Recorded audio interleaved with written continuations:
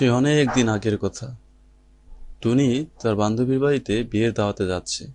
কিছুক্ষণ পর টুনি খাবার খেয়ে তার ছানাদের জন্য কিছু খাবার নিয়ে আসে। টুনি মাংস পোলাও নিয়ে জঙ্গলের পথ দিয়ে বাড়ি ফিরছিল। টুনি যে রাস্তা দিয়ে বাড়ি ফিরছিল সেই রাস্তার সামনেই একটি গাছড়াইনি ছিল। গাছড়াইনি দেখতে অনেক ভয়ানক। তার অর্ধেক শরীর ঘাস আর অর্ধেক শরীর ডাইনির মতো দেখতে।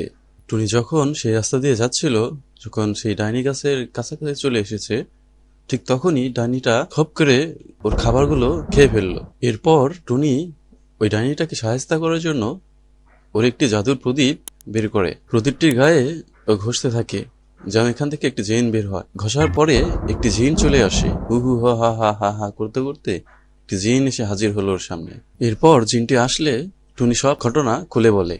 সব শুনে জিনটি সেই গাছরানীকে একটি ফুল গাছ বানিয়ে দেয় আর টুনির জন্য অনেকগুলো সুস্বাদু খাবার এনে দেয়। এরপর টুনি খাবারগুলো নিয়ে বাড়িতে ফিরে যায়। তারপর টুনি বাসায় গিয়ে ওর ছানাদের নিয়ে খুব মজা করে খায়। গল্প এখানে শেষ।